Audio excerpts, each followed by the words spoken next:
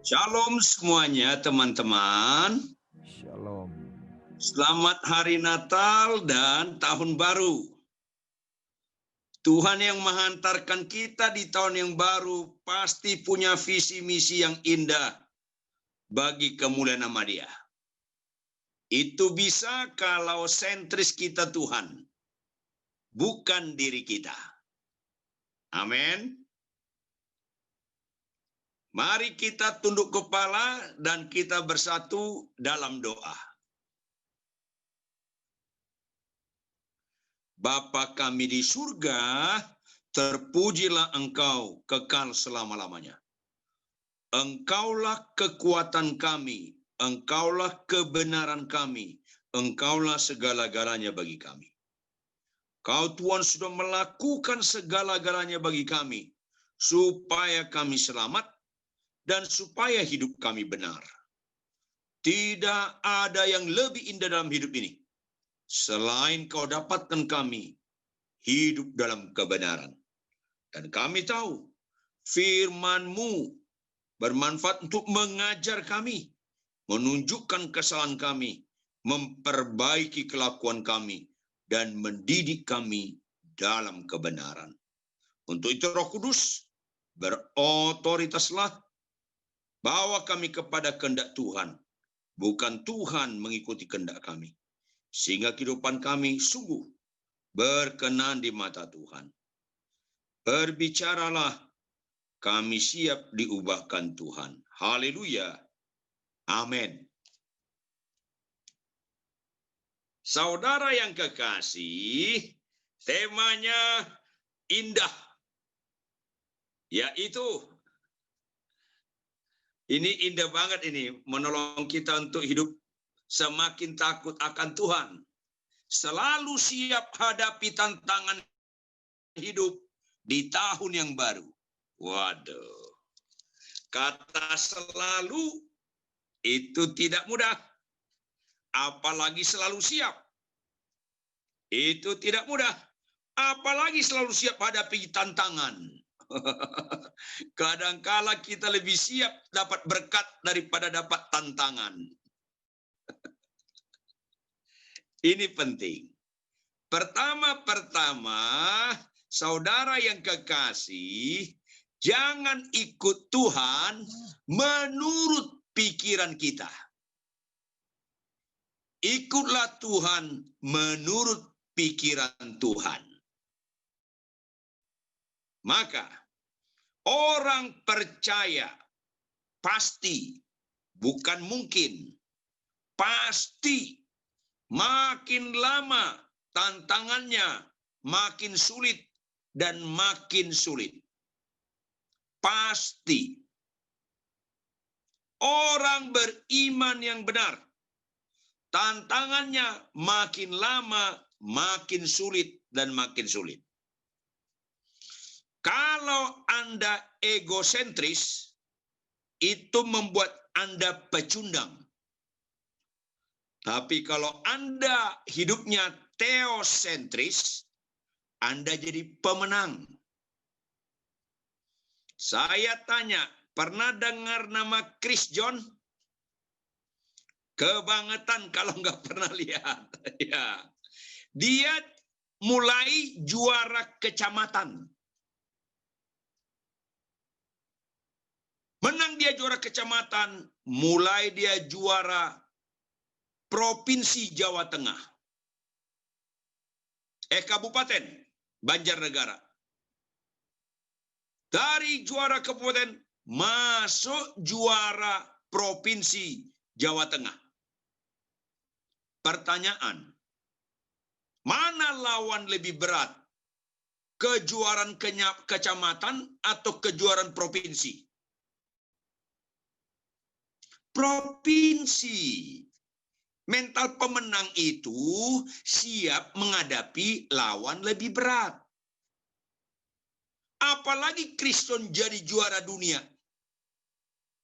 Ketika dia juara nasional, untuk juara Di Asia, pelatihnya Sultan Rambing, tanda kutip, memperlambat. Nggak cepat-cepat untuk juara Asia. Ketika dia juara Asia, lawannya berat antara lain dari Korea dan dari Thailand. Tapi menang dia. Untuk masuk juara dunia WBA, lama diorbitkan. Lama diorbitkan. Tidak sebentar. Walaupun kadangkala orang-orang yang menyukai Chris John jengkel lihat pelatihnya. Kok lambat banget. Tapi pada akhirnya waktunya pas. Dan dia termasuk juara dunia WBA yang sangat lama bertahan. Lebih dari 10 tahun dia juara bertahan. Dan itu sulit. Pertanyaan berikutnya. Mana lawan lebih berat? Waktu juara dunia atau juara kabupaten? Juara dunia. Nah, rata-rata para pendeta, para orang anak-anak Tuhan, mentalnya pecundang. Suka berkat, nggak suka tantangan. Kalau juara dunia dengan juara kecamatan, lawannya lebih ringan kecamatan, tapi hadiahnya juara dunia lebih indah. Tapi juara dunia itu hadiahnya akibat, bukan pengakibat. Hadiahnya akibat. Pengakibatnya latihannya dan bertanding lawan yang berat. Kalau dia terus-menerus tidak mau pindah juara kecamatan, disuruh juara provinsi, nggak mau. Yang penting aku menang terus. Ya paling sekali bertanding dapat kambing atau sapi. Tapi juara dunia bisa 10 juta dolar. Anak-anak Tuhan, hamba-hamba Tuhan, jangan pecundang. Jangan fokuskan dirimu pada berkat. Kau akan bodoh dan idiot.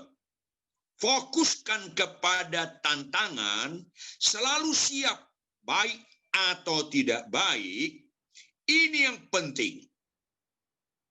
Dan sebenarnya kuncinya sederhana. Kita aja yang STH, sok tahu. Karena kita suka mempersulit diri. Saya minta tolong, Frans baca Markus 5 ayat 21 sampai ayat 43. Dengan teliti kita cermati. Frans yang baca Markus 5 ayat 21 sampai ayat 43. Silakan Frans. Markus 5 ayat yang ke-21, perikopnya berjudul Yesus membangkitkan anak Yairus dan menyembuhkan seorang perempuan yang sakit pendarahan. Ayat 21. Sesudah Yesus menyeberang lagi dengan perahu, orang banyak berbondong-bondong datang lalu mengerumuni dia, sedang ia berada di tepi danau. Datanglah seorang kepala rumah ibadat yang bernama Yairus. Ketika ia melihat Yesus, tersungkurlah ia di depan kakinya dan memohon dengan sangat kepadanya, "Anakku perempuan sedang sakit, hampir mati. Datanglah kiranya dan letakkanlah tanganmu atasnya, supaya ia selamat dan tetap hidup." Lalu pergilah Yesus dengan orang itu. Orang banyak berbondong-bondong mengikuti dia dan berdesak-desakan di dekatnya. Adalah di situ seorang perempuan yang sudah 12 tahun lamanya menderita pendarahan. Ia telah berulang-ulang diobati oleh berbagai tabib, sehingga telah dihabiskannya semua yang ada padanya. namun sama sekali tidak ada faedahnya. Malah sebaliknya keadaannya makin memburuk. Dia sudah mendengar berita-berita tentang Yesus. Maka di tengah-tengah orang banyak itu, ia mendekati Yesus dari belakang dan menjamah jubahnya. Sebab katanya, asal ku jamah saja jubahnya, aku akan sembuh. Seketika itu juga berhentilah pendarahannya dan ia merasa bahwa badannya sudah sembuh dari penyakitnya. Pada ketika itu juga Yesus mengetahui bahwa ada tenaga yang keluar dari dirinya, lalu ia berpaling di tengah orang banyak dan bertanya, "Siapa yang menjamah jubahku?" Murid-muridnya menjawab, "Engkau melihat bagaimana orang-orang ini berdesak-desakan dekatmu, dan engkau bertanya, siapa yang menjamah aku?" Lalu ia memandang sekelilingnya untuk melihat siapa yang telah melakukan hal itu. Perempuan itu yang menjadi takut dan gemetar ketika mengetahui apa yang telah terjadi atas dirinya, tampil dan tersungkur di depan Yesus dan dengan tulus memberitahukan segala sesuatu kepadanya. Maka katanya kepada perempuan itu, "Hai anakku, imanmu telah menyelamatkan engkau. Pergilah dengan selamat dan sembuhlah dari penyakitmu." Ketika Yesus masih berbicara, datanglah orang dari keluarga kepala rumah ibadat itu dan berkata, "Anakmu sudah mati. Apa perlunya lagi engkau menyusah-nyusahkan guru?" Tetapi Yesus tidak menghiraukan perkataan mereka dan berkata kepada kepala rumah ibadat, "Jangan takut, percaya saja." Lalu Yesus tidak memperbolehkan seorang pun ikut serta, kecuali Petrus, Yakobus, dan Yohanes, saudara Yakobus. Mereka tiba di rumah kepala rumah ibadat, dan di sana dilihatnya orang-orang ribut, menangis, dan meratap dengan suara nyaring. Sesudah ia masuk, ia berkata kepada orang-orang itu, "Mengapa kamu ribut dan menangis? Anak ini tidak mati, tetapi tidur." Tetapi mereka menertawakan dia. Maka diusirnya semua orang itu, lalu dibawanya ayah dan ibu anak itu, dan mereka yang bersama-sama dengan dia masuk ke kamar anak itu. Lalu dipegangnya tangan anak itu, katanya, "Tali takum," yang berarti, "Hai anak, aku berkata kepadamu, bangunlah." Seketika itu juga anak itu bangkit, berdiri dan berjalan, sebab umurnya sudah 12 tahun. Semua orang yang hadir sangat takjub. Dengan sangat ia berpesan kepada mereka, supaya jangan seorang pun mengetahui hal itu. Lalu ia menyuruh mereka memberi anak itu makan. Amin. Terima kasih, Franz. Thank you. Saya minta tolong, kalau ada yang bisa jawab, buka mic-nya dan tolong jawab. Pertama, terjadi berapa mujizat dalam perikop yang dibacakan Franz tadi? Ya, ada 2. Pertanyaan kedua, siapa yang paling cepat ditolong?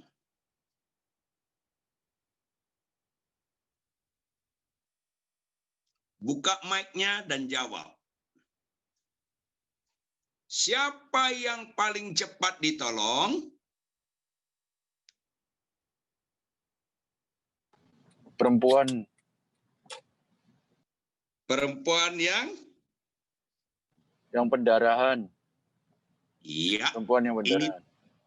Itu sebenarnya jawaban yang salah. Berapa lama pendarahannya? 12 tahun. Kalau anak Yairus, kalau kita baca bahasa aslinya, dalam bentuk kata kerja, anakku perempuan sedang sakit. Artinya beberapa hari itu dia sakit. Kalau perempuan itu 12 tahun. Jadi jangan melihat yang kita lihat. Belajar kita melihat yang Tuhan lihat. Kadangkala kita berdoa, Tuhan, tolonglah aku punya anak. Aku punya anak, 5 tahun nggak punya anak. Kita ke persekutuan, ada orang sharing, aku juga berdoa untuk anak. Oh, kamu rindu punya anak? Iya. 3 bulan kemudian dia hamil. Ibu ini jengkel. Tuhan, aku 5 tahun. Kenapa dia duluan? Tuhan bilang, dia udah 10 tahun berdoa, kau aja nggak tahu. Maka orang mau siap menghadapi tantangan demi tantangan dengan catatan pasti makin lama makin berat. Kalau masih egosentris, sulit mendapatkannya. Apalagi punya dosa iri hati. Kok orang lain dijawab, aku enggak. Itu sulit mendapatkan tema kita hari ini. Jadi, pertama, siapa Yairus ini? Statusnya kepala rumah ibadat. Kalau kepala rumah ibadat, wajar nggak punya kerohanian di atas rata-rata? Ya, wajar. Kepala rumah ibadat loh. Jabatan kepala rumah ibadat itu bisa diterima seseorang paling cepat umur 40 tahun. Udah paling cepat itu. Untuk mendapat jabatan kepala rumah ibadat di kalangan orang Yahudi yang kritis, sangat amat tidak mudah. Yairus ini kira-kira umurnya kita buatlah 40 tahun. Anaknya salah satu sakit umur 12 tahun. Apakah itu anak paling besar atau paling kecil? Kita tidak tahu persis karena nggak ada datanya. Yang pasti dia 40 tahun ke atas. Pertanyaan berikutnya, tolong jawab. Aktif semuanya. Yesus saat itu menampakkan diri sebagai manusia biasa atau manusia istimewa, mukanya bercahaya-bercahaya. Biasa. Biasa atau istimewa? Biasa. Biasa. Mewah atau sederhana? Sederhana. Sederhana. Punya jabatan atau tidak di rumah ibadat? Tidak. Sama sekali tidak ada. Perhatikan itu. Sama sekali nggak ada. Dia pemuda umurnya 30-an. Antara 29-30, Markus pasal 5. Dia sudah melakukan banyak mujizat. Ingat, mujizat-mujizat ngusir setan, kesembuhan, fokusnya kepada orang nggak percaya. Garis bawah itu. Orang percaya make mujizat kesembuhan untuk orang lain yang nggak percaya. Orang percaya yang benar tidak terlalu suka doa kesembuhan. Catat baik-baik. Karena dia percaya walaupun tidak melihat. Orientasi orang percaya kepada kekekalan. Tapi dia pakai mujizat kesembuhan untuk orang nggak percaya. Karena orang nggak percaya, mata rohaninya masih buta, perlu percaya dengan mata jasmani, mujizat sebagai alat, bukan tujuan. Sebagai alat, jembatan. Maka Yesus mulai terkenal. Di pasal ini mulai terkenal. Belum sangat terkenal, tapi mulai terkenal. Makanya ayat 21, tolong Frans baca lagi ayat 21.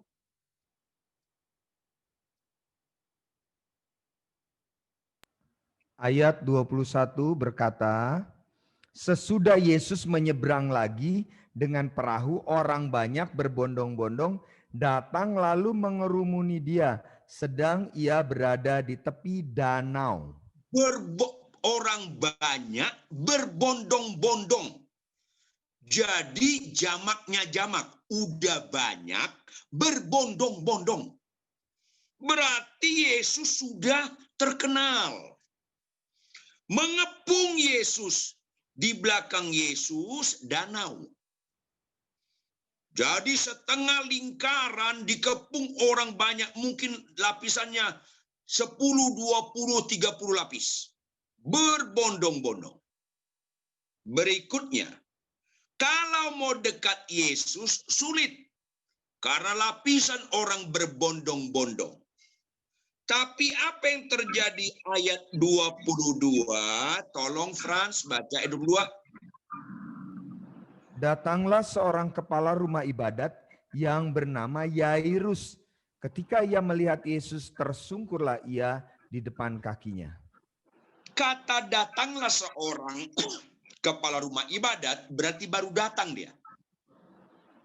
Kenapa bisa dia langsung di depan kaki Yesus? Kenapa dia mudah menerobos lapisan banyak orang?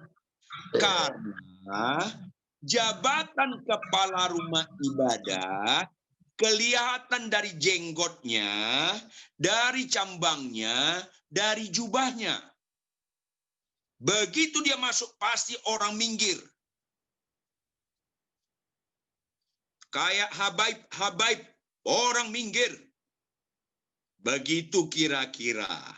Jadi kalau dia bukan kepala rumah ibadat, nggak bisa dia masuk ke dekat Yesus. Nggak bisa. Tapi karena dia kepala rumah ibadat, minggir orang. Berarti orang banyak menghormati kepala rumah ibadat ini. Tapi berikutnya dia belajar. Bukan hanya percaya kepada Yesus, tapi belajar mempercayakan diri kepada Yesus. Itu beda Bapak Ibu Saudara. 10 orang sakit kusta. Tolong jawab. Berapa yang percaya kepada Yesus sanggup menyembuhkan mereka? 1. Semua. Jangan korupsi dong. Semua percaya Yesus dapat menyembuhkan. Makanya percaya Yesus menyembuhkan bukan gambaran iman. Buktinya semuanya sembuh. Tapi satu yang mempercayakan dirinya. Bapak, Ibu, Saudara, khotbah bagus belum tentu mempercayakan dirinya kepada Tuhan. Banyak mujizat belum tentu mempercayakan dirinya kepada Tuhan. Tetapi kalau Anda mulai dengan sederhana taat pada firman. Contoh, capek tidak capek, ngantuk tidak ngantuk, sehat kurang sehat, konflik tidak konflik sama pasangan, tetap bangun pagi baca Alkitab. Itu orang belajar mempercayakan hidupnya kepada Tuhan. Kalau percaya sakit sembuh, itu belum mempercayakan hidup. Itu belum jelas imannya. Kalau Anda punya suami menjengkelkan, Anda tetap tunduk pada suami. Itu ciri orang mempercayakan hidupnya kepada Tuhan. Kalau istri Anda kurang hemat berkata-kata, tapi tetap Anda mengasihi dia, itu ciri orang mempercayakan dirinya kepada Tuhan. Percaya itu dangkal. Mempercayakan dirinya itu mulai hidup benar. Jadi Bapak Ibu Saudara, fokuskan dirimu kepada perintah Tuhan. Ketika engkau mentaati perintah Tuhan, disitulah kau sedang mempercayakan hidupmu kepada Tuhan. Jangan lagi pikirkan janji Tuhan, jangan. Tuhan tidak pernah kita ragukan dengan janjinya. Tuhan tidak pernah terlambat, nggak pernah dia bohong. Biarpun kita lupa janjinya, nggak ada masalah. Orang dia nggak pernah lupa, apalagi mengklaim janjinya, itu kesurupan. Siapa orang mengklaim janji Tuhan, itu kesurupan. Anda nggak pernah bayar premi, Anda mengklaim. Waduh, susah ini orang Kristen ini. Wali-wali iki. Nah, lihat. Depan orang banyak, dia nggak malu mempercayakan dirinya kepada Tuhan. Ayat 22 terakhir, Frans. 22 bagian terakhir. Ya. Tersungkurlah ia di depan kakinya. Nah lu, kepala rumah ibadat, ekonominya lebih kuat dari Yesus, lebih tua usianya, jabatannya tinggi, Yesus nggak ada apa-apanya. Dia tersungkur depan Yesus. Orang banyak lihat ini keanehan. Yesus kan rakyat jelata, bukan imam, bukan ahli Taurat, bukan orang Farisi, anak tukang kayu. Kok kepala rumah ibadat yang kami hormati tersungkur ya?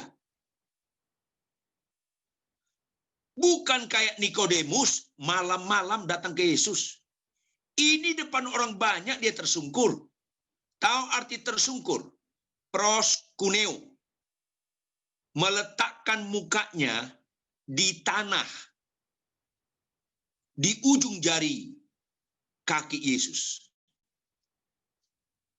Dia mempercayakan dirinya kepada Tuhan. Itu ciri-ciri orang benar dan siap akan menghadapi kesulitan demi kesulitan. Berikutnya, ayat 23. Kalimat pertama, Frans. Dan memohon dengan sangat kepadanya. Ya, kalau Bapak, Ibu, Saudara baca dalam bahasa Yunani, ini lebih tidak lazim lagi. Memohon itu dilakukan oleh bawahan ke atasan. Atau budak ke tuannya. Kalau atasan ke bawahan, memerintah. Kalau sejajar, meminta. Kalau memohon sambil tersungkur, tangannya diletakkan di dada, memohon dengan sangat. Dia bersikap sebagai budak Yesus. Rendah hati sekali nih orang. Udah mengalami kesulitan yang dihadapi dia. Orang kaya lebih sulit rendah hati terhadap orang miskin. Tapi itu dilakukan dia. Orang lebih tua lebih sulit merendahkan hati kepada orang lebih muda. Itu dilakukan dia. Orang jabatannya tinggi sulit merendahkan hati kepada orang rakyat jelata. Itu dilakukan dia. Tidak tersembunyi-sembunyi. Bukan pencitraan. Tapi memang hancur hati, tersungkur, dan memohon dengan sangat kepadanya. Lanjut kalimat berikutnya, Frans. Anakku perempuan sedang sakit, hampir mati. Datanglah kiranya dan letakkanlah tanganmu atasnya, supaya ia selamat dan tetap hidup. Kok begitu luar biasa kepala rumah ibadat ini mempercayakan hal itu kepada Yesus yang gak ada jabatan rohaninya. Anaknya sakit parah. Alkitab berkata hampir mati. Hampir mati berarti sangat mendesak. Dan dia percayakan kepada pemuda. Namanya Yesus. Sederhana. Sangat tidak dihormati imam-imam. Sangat tidak disukai ahli Taurat orang Farisi. Sangat dibenci kalangan rohaniwan Yahudi. Tapi dia kok kontroversial. Kalau dilihat orang ahli Taurat, orang Farisi, imam besar, bisa berunding dan pecatnya orang. Tapi itu dilakukan dia. Ini ciri-ciri orang mempercayakan hidupnya kepada Yesus. Bapak, Ibu, Saudara, kalau tidak mulai kelihatan rendah hatinya kita, itu ciri bahwa kita belum mempercayakan diri kepada Yesus. Kalau Anda perkawinan dan niat cerai, memang Anda Tuhan diri Anda. Anda tidak ngerti merendahkan hati. Anda jauh sekali dari Tuhan. Tapi dengan segala konflik, segala ketidakcocokan dan kejengkelan, tetap Anda tunduk kepada Tuhan dan mau melakukan apa kata Tuhan, itu ciri-ciri orang yang beriman. Percayanya jelas dan sehat. Sayangnya, mayoritas orang gereja, mayoritas orang persekutuan, lebih banyak percaya kepada Yesus daripada mempercayakan hidupnya kepada Yesus. Lebih banyak sekedar percaya. Sedih rasanya banyak aktivis gereja, pelayan gereja, sangat rusak rumah tangganya. Sangat mau cerai. Memuakkan rasanya. Tapi sebenarnya bisa kita dalam perkawinan menjengkelkan. Tapi tetap kita datang ke Tuhan. Tolong Tuhan. Karena nggak ada orang menikah dengan orang yang cocok. Kecuali menikah dengan tiang listrik. Pernikahan yang paling cocok, menikah dengan orang yang paling nggak cocok. Supaya belajar kita untuk merendahkan hati di hadapan Tuhan. Walaupun rasanya, bisa kita rasanya buntu melihatnya. Tapi jangan kita yang memutuskan. Karena kita nggak pernah menebus diri kita. Kita nggak pernah juru selamat bagi diri kita. Apalagi jadi Tuhan kita. Yesus Tuhan kita. Mempercayakan. Itu tidak sederhana. KKR. Perlu pemuritan dan pengajaran. Dan responnya ayat 24 dalam bahasa aslinya, segera Yesus pergi dengan orang itu, segera. Karena anaknya hampir mati. Tapi yang terjadi berlawanan dengan apa yang diharapkan. Ayat 24 kalimat terakhir, Frans, orang banyak berbondong-bondong mengikuti dia dan berdesak-desakan di dekatnya.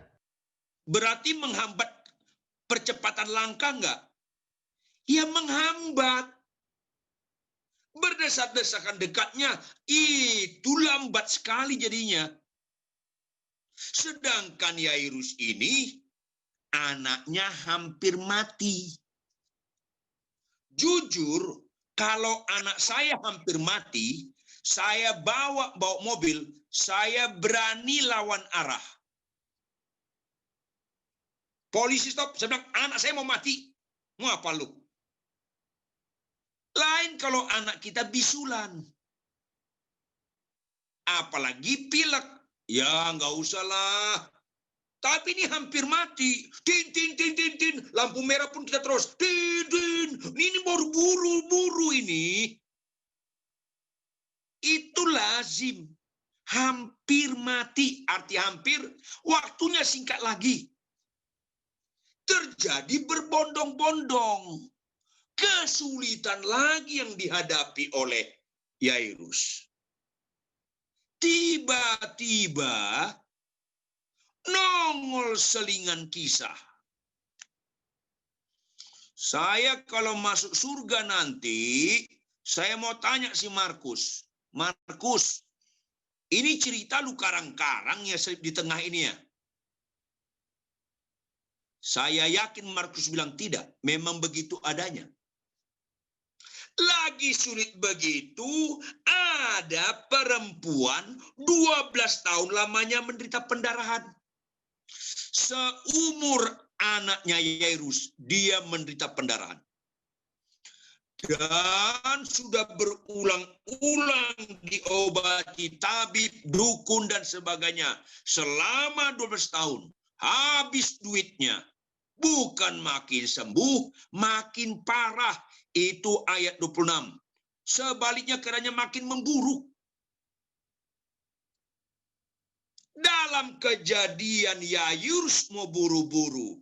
Datang orang ramai berbondong-bondong berdesakan dekat dia. Datang lagi ada orang yang menjamah jubah Yesus. Asal ku jamah, aku pasti sembuh. Dijamah dia. Berhenti pendarahannya. Ayat 30, Frans. Ayat 30, pada ketika itu juga Yesus mengetahui bahwa ada tenaga yang keluar dari dirinya, lalu ia berpaling di tengah orang banyak dan bertanya, siapa yang menjamah jubahku? Siapa yang bisa jawab ketika Yesus ngomong begitu, dia berhenti atau berjalan? Berhenti.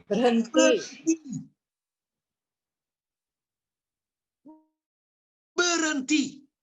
Kebayang nggak apa yang dipikirkan Yairus? Ini Yesus ini main-main atau gimana sih? Udah desak-desakan orang, masih berhenti lagi kau nanya. Mati nanti anak gua nih. Berhenti. Berhenti. Saya mau bicara logika umum. Pasti makin bingung Yairus itu. Makin ke sini kok bukan makin ringan ya, makin berat. Nah, murid-muridnya bertanya, nggak mungkinlah kau cari siapa yang menjawab, orang penuh begini. Ayat 32, Frans. Ayat 32, lalu ia memandang sekelilingnya untuk melihat siapa yang telah melakukan hal itu. Kalau Anda buat film, Yesus memandang sekelilingnya. Dia muter atau tidak? Muter, Memandang Pak. sekelilingnya. Muter. Muter. Cepat atau lambat? Cepat. Kalau cepat itu nari. Tujuannya mencari. Kalau mencari itu lambat. Siapa ya? Yang di baris ke-6 ada nggak? Di kolom. Dia muter itu 360 derajat. Tujuannya bukan nari. Kalau nari sih muter cepat. Ini bukan nari dia. Mencari. Kalau mencari, mengamati sambil muter. Itu lama lagi. Apakah Yesus tahu pikiran Yairus? Tahu. Tahu. Masih percaya nggak kau sama aku? Itu tidak mudah Bapak Ibu. Sekali lagi dengan catatan anaknya hampir mati. Lanjut ayat 33, Frans. Perempuan itu yang menjadi takut dan gemetar ketika mengetahui apa yang telah terjadi atas dirinya, tampil dan tersungkur di depan Yesus dan dengan tulus memberitahukan segala sesuatu kepadanya. Kalau memberitahukan segala sesuatu kepadanya, dia mulai cerita tentang 12 tahun yang lampau. Berapa jam dia mau cerita? Dan dia dalam keadaan takut dan gemetar. Dengan tulus mencerita, berarti ceritanya lambat. Gini rabi-rabi, 12 tahun yang lalu, aku sakit. Papaku bawa aku ke dukun di Gresik. Disembur-sembur, kasih 300.000 pulang, nggak sembuh. 3 bulan kemudian dibawa ke Sidoarjo. Ada dukun Pak Kirno atau apa. Segalanya dia cerita. Segalanya. Itu Alkitab. Itu lama banget lagi. Makin gampang nggak yang dirasakan Yairus? Enggak, makin sulit. Makin sulit. Segalanya. Itu panjang sekali ceritanya. Yairus melihat semua ini. Ini ngapain sih gue tinggalin juga nih mereka ini. Bilang aja dari tadi kalau nggak mau mendoakan anakku. Tidak mudah. Ditambah ayat 34. Baca lagi Frans. Maka katanya kepada perempuan itu, "Hai anakku, imanmu telah menyelamatkan engkau. Pergilah dengan selamat dan sembuhlah dari penyakitmu." Berita sukacita enggak itu? Kepada siapa? Perempuan itu. Perempuan itu. Pada Yairus lebih menyakitkan lagi. Why? Seolah-olah urutan ukuran manusia, dia lebih dahulu minta tolong. Kok orang ini sembuh? Di tengah-tengah berita sembuh, bahkan selamat jiwanya, bukan hanya sembuh, selamat jiwanya, ayat 35 Frans. Ketika Yesus masih berbicara, datanglah orang dari keluarga kepala rumah ibadat itu dan berkata, "Anakmu sudah mati. Apa perlunya lagi engkau menyusah-nyusahkan guru?" Di tengah-tengah berita orang sembuh, dapat berita anak mati, itu begitu mencekam sekali. Itu sangat tidak mudah. Jujur Bapak, Ibu, Saudara, misalnya kita seusia, satu sekolah, kelas 2 SMA, di Petra, 35 orang satu kelas, semua lulus. Siapa ya? Misalnya, Susan tidak lulus. Sedih, tidak naik kelas, sedih nggak?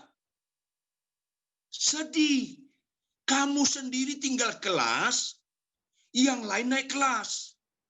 Kalau saya balik, 35 satu kelas. 3 naik kelas, 32 tinggal kelas. Seru nggak? Seru. Lu tinggal kelas ya? Iya, gua. Kita tinggal kelas. Seru. Itu masalahnya. Mental kita masih maunya orang, gua menderita, orang juga ikut menderita dong. Kalau kita tinggal satu komplek perumahan, rumah saya kebakar, Anda nggak kebakar, sedih. Tapi kalau semuanya terbakar, seru. Kita harus kenal diri kita, Bapak Ibu. Kita belum siap menghadapi kesulitan kalau kita tidak bersikap, nggak apa-apa kalau aku harus mengalami itu.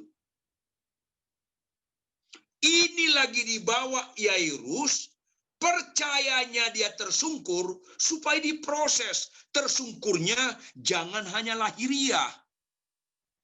Hidupmu, pikiranmu, kehendakmu berikan tersungkur di hadapan Tuhan supaya kehendak Tuhan yang terjadi. Itu tidak segampang dikhotbahkan. Dan itulah kekuatan kita menghadapi tahun di depan, bulan di depan. COVID-19 penderitaan yang masih dangkal. Masih dangkal, belum ada apa-apanya. Karena apa? Karena orang percaya atau enggak percaya bisa kena COVID-19. Tapi nanti ada kesulitan khusus diarahkan kepada orang percaya doang. Orang enggak percaya aman-aman. Ini kita harus ngerti. Dunia ini makin lama makin jahat. Orang yang menyerahkan orang percaya untuk disiksa dibunuh dianggap ibadah. Dan itu tidak lama lagi antikris yang sudah nongol dan akan nongol lebih berat lagi, itu sudah jangan kita kaget karena udah ada tanda-tanda itu. Latihanlah juara kecamatan sehingga persiapan untuk kabupaten kuat, menghadapi provinsi kuat. Nggak bisa juara kecamatan langsung juara dunia, nggak bisa. Bapak Ibu kalau nggak setiap perkara yang kecil, mulai di rumah, mulai dalam kehidupan sehari-hari, sulit. Penyembahan khotbah bagus, banyak mujizat, itu bukan andalan. Ketaatan terus-menerus, itu kekuatan yang luar biasa. Tidak heran banyak orang melakukan mujizat, ngusir setan, bernubuat, ditolak Tuhan. Karena nggak mau latihan, taat setiap perkara yang kecil. Ini penting sekali. Orang bisa kita bohongi, Tuhan nggak bisa kita bohongi. Ini penting sekali. Jadi Bapak Ibu, dengan sederhana saya katakan, kalau Anda nggak ada gairah, disiplin baca Alkitab, Anda sulit sekali menghadapi tantangan di depan. Nggak bisa. Perkara kecil aja Anda nggak setia. Nah, ini penting. Maka ketika berita anakmu sudah mati, apa perlunya? Udah hopeless. Mau apa lagi? Ayat 36. Ini yang tidak mudah. Baca, Frans. Ayat 36. Tetapi Yesus tidak menghiraukan perkataan mereka dan berkata kepada kepala rumah ibadat, "Jangan takut, percaya saja." Iman yang sederhana, percaya saja. Pak Pendeta, bagaimana ya saya tunduk sama suami saya ya? Tuhan bilang tunduk, tapi suami saya gini, percaya saja. Bagaimana ya Pak ya? Ipar saya ngejek-ngejek saya terus. Bagaimana saya mengampuninya? Percaya saja. Pak Pendeta, ekonomi kami sulit. Goncangan terjadi di mana-mana. Tetapi ada tetangga kami hilang pekerjaan dan sulit makan. Kami tetap memberi enggak? Tetap memberi. Dengan segala kekurangan kami, tetap memberi. Percaya saja. Model-model Kristen yang seperti ini yang dibutuhkan di tengah-tengah kesulitan. Percaya saja. Kita rata-rata sombong. Saya nggak bilang Anda, kita. Nggak terlatih sangkal diri dan pikul salib. Supaya kita percaya saja. Ini penting sekali. Walaupun tidak segampang diucapkan. Percaya saja. Arti percaya saja, taat. Taat itu gambaran orang percaya. Tidak taat itu gambaran orang nggak percaya. Walaupun dia bisa khotbah banyak mujizat. Taat itu satu-satunya statement hidup yang berbobot mengakui Yesus Tuhan. Sebaliknya, ketidaktaatan walaupun banyak pelayanan, ketidaktaatan satu-satunya statement yang berbobot menolak ketuhanan Yesus. Catat baik-baik. Menolak ketuhanan Yesus. Ketidaktaatan. Yang serius itu ketidaktaatan. Bukan kanker. bukan COVID-19, bukan. Ketidaktaatan, itu yang serius. Saya baru beberapa hari keluar dari rumah sakit. Saya, istri saya, anak saya kena COVID-19. Saya tidak mau beritakan kepada orang lain. Saya paling takut kalau orang berdoa memaksakan kehendak. Saya tulis sama ada teman-teman tertentu doang yang saya kasih tahu. Tuhan lebih mengenal diri kami daripada diri kami mengenal diri kami. Bahkan Tuhan jauh lebih mengasihi diri kami daripada siapapun yang dapat sebut. Termasuk diri kami dalam mengasihi diri kami. Maka fokus kami bukan kesembuhan. Tuhan, bagaimana kehendak-Mu terjadi? Kalau memang kehendak-Mu kami dipanggil, silakan, kehendak-Mu nggak pernah salah. Tapi kalau kehendak kami sembuh, suka-suka Tuhan, kehendak-Mu yang paling indah. Bukan sembuh yang paling indah. Kehendak Tuhan terjadi itu paling indah. Nah, kami mau menundukkan diri taat pada kehendak Tuhan. Kalau hidup untuk Kristus, mati keuntungan. Kita nggak hidup untuk Kristus, tapi mati mau keuntungan, nggak bisa. Fokus kita bukan matinya, tapi hidup untuk Kristusnya. Selama aku sakit atau apa, tolong aku. Jangan ada hal-hal yang nggak berkenan. Ampuni aku, tolong saya. Yang sesuai dengan kehendak-Mu. Entah melalui itu saya dipanggil atau tidak, ya terserah Tuhan lah. Karena Tuhan tidak pernah salah bertindak. Jadi kesembuhan bukan fokus saya. Hidup berkenan di mata Dia. Percaya saja. Udah. Aku percaya saja kehendak-Mu yang terbaik. Udah. Stefanus dilempari batu, tidak dilepaskan tuh, mati. Itu terbaik sekali. Petrus disalibkan terbalik. Yakobus disembelih. Rata-rata murid Yesus. Semuanya tingkat kematiannya sangat sulit sekali, mengerikan sekali. Tapi indah, mereka taat ketika saat mati pun taat.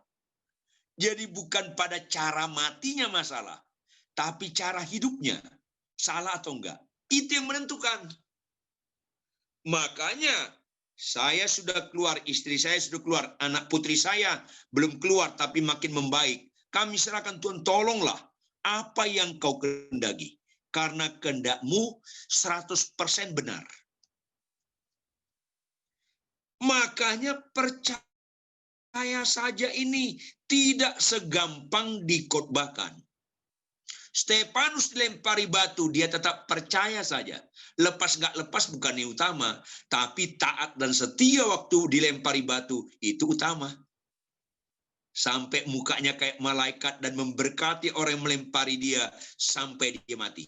Dia tidak dilepaskan, dia tidak dipindahkan, mati dia. Tapi kematian seperti itu, kematian yang excellent. Teruji.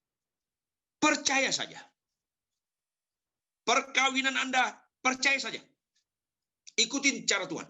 Percaya saja. Walaupun rasanya nggak mampu, percaya saja. Berkorban, memberikan perpuluhan, menolong orang, percaya saja. Lakukan aja. Jangan pelit. Apalagi pelitnya Auzubillah bin Jalik. Nyanyian kita, ku tak membawa apapun juga saat ku datang ke dunia. Ku tinggal semua pada akhirnya. Tapi yang nyanyi, pelitnya ampun-ampun. Susah. Nyanyiannya hanya di mulut doang. Wah, terfokusnya. Tas mahal, harganya 1 miliar, barang-barang mahal. Tapi ku nggak membawa. Nggak nyambung. Harus kita berserah, mempercayakan sepenuhnya apa yang Tuhan kehendaki. Ketika berikutnya, Yesus masuk, itu orang-orang teriak, menangis, menjerit. Mencekam sekali. Ayat 38. Ayat 38-39. Minta tolong Frans baca. Mereka tiba di rumah kepala rumah ibadat. Dan di sana dilihatnya orang-orang ribut menangis dan meratap dengan suara nyaring. Sesudah ia masuk, ia berkata kepada orang-orang itu, "Mengapa kamu ribut dan menangis? Anak ini tidak mati, tetapi tidur." Wow. Saudara, kalau Anda mau lihat duka cita orang Yahudi mencekam sekali. Mirip di kalangan orang Batak tertentu, orang Tionghoa tertentu. Menjeritnya mengerikan. Dan itu menggoyahkan Yairus. Tapi Yesus, kalau kau mau percaya saja, lihat yang kulihat. Jangan kau lihat menurut orang lain melihat. Jangan kau melihat dengan cara kau melihat. Tapi lihatlah apa yang Tuhan kehendaki untuk kita lihat. Kenapa kita mengasihi musuh kita? Karena musuh kita lihat dengan cara Tuhan melihat. Kenapa suami tetap mengasihi istri walaupun tidak mudah? Karena melihat yang Yesus lihat. Kenapa istri tunduk pada suami walaupun menjengkelkan? Karena dia melihat apa yang Yesus lihat. Sayang, gak banyak kita begitu. Dia tidak mati, tidur. Loh, mati kok. Tidur. Sampai terjadi suatu keanehan. Orang menjerit menangis, spontan tertawa. Ayat 40. Tetapi mereka menertawakan dia. Baru lagi menjerit-jerit nangis. Begitu mencekam. Karena ekstrimnya pola hidup yang menurut Yesus itu bertolak belakang 180 derajat. Ketawa mereka. Baru nangis menjerit-jerit. Karena memang cara pandang orang kebanyakan, termasuk hamba Tuhan, orang gereja, tidak selaras dengan cara pandang Tuhan. Ini kita belajar sangkal diri dan pikul salib, termasuk menilai sesuatu, menyikapi sesuatu. Harus kita melihat yang Yesus lihat. Ini perlu perubahan paradigma, tata nilai mindset. Itu yang saya bilang. Tolong jawab, Bapak Ibu, kalau Anda naik pesawat ke Singapura, maunya on time atau delay? On time kan? Pertanyaan saya, mana lebih bagus? Surga atau Singapura? Surga. Kalau gitu, kalau nanti mau ke surga, jangan bilang delay, on time Tuhan. On time Tuhan. Itu waras. Ini delay ke Singapura komplain. Delay ke surga sukacita. Nggak nyambung orang Kristen ini. Gergetan. Kayaknya lebih bagus Singapura daripada surga. Oh, poiki. Wali-wali. Saya beberapa kali hampir mati.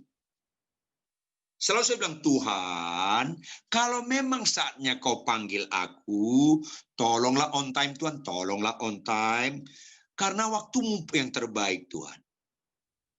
Kalau Tuhan bilang delay, itu Tuhan bukan saya. Makanya kita masih bisa ketemu walaupun online karena masih delay.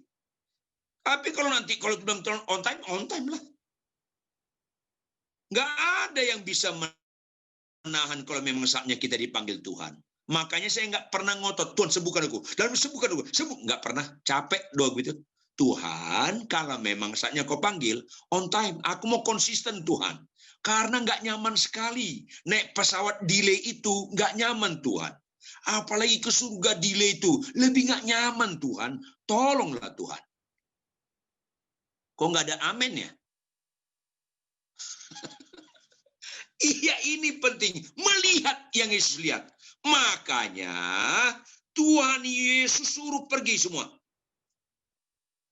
Setelah pergi, apa kata Tuhan ayat 41? Talitakum. Artinya, hai anak, aku berkata kepadamu, Bangunlah, bukan bangkitlah. Bangunlah, bukan bangkitlah. Dan bangun. Bagian terakhir. Apa yang terjadi bagi orang percaya yang siap menghadapi tantangan makin lama makin berat? Saya mau tanya, ada tantangan apa pertama Abraham hadapi sebelum tantangan paling berat? Nyuruh motong anak. Diawali apa? Disuruh pergi meninggalkan keluarganya, orang tuanya. Kemana? Nggak tahu, nanti kutunjuk. Itu tidak mudah. Anda yang punya anak, tamat kuliah, papi, mami, aku mau pergi. Kemana? Disuruh Tuhan, pokoknya keluar rumah ini. Ya kemana? Nggak tahu suruh Tuhan. Gila loh. Nggak. Tidak mudah itu. Yang kedua, konflik anak buahnya Lot dengan anak buahnya Abraham. Abraham itu QQ-nya Lot. Tahu QQ nggak ya? Bukan main PQ, bukan gaplek. Om. Orang Batak bilang tulang. Om. Dia om mengalah sama si Lot. Itu nggak gampang. Kalau kau pilih sana Lot, aku sini. Tapi kalau kau sini, aku sana. Itu nggak gampang. Proses demi proses yang dihadapi, termasuk Tuhan berkata, kau punya anak, langsung punya nggak? Enggak. 5 tahun kemudian, nggak hamil. Sampai Sarah tergoncang. Mas Abraham, aku udah lewat masa menopause. Umur 70-an, 75 mungkin. Udah nggak bisa melihat. Ambil aja si Hagar, pembantu kita masih muda. Kalau saya dramatisir sedikit, aku bilang, stop. Jangan ngomong gitu. Nggak boleh. Tapi ketika umur 85 atau 80, gantian Abraham goyang. Sarah, nasihat dulu yang dulu masih laku nggak? Akhirnya dia ambil Hagar. Dan itu membuat PR panjang sampai sekarang. Orang bilang Ismail yang dipersembahkan. Ishak kok. Gara-gara langkah satu salah. Nah, tingkatan Abraham sampai disuruh motong anak, nggak instan, proses. Maka Bapak Ibu, setiap perkara yang kecil, pertanyaan terakhir. Mana orang lebih banyak melihat anak kita? Waktu sakit atau waktu meninggal?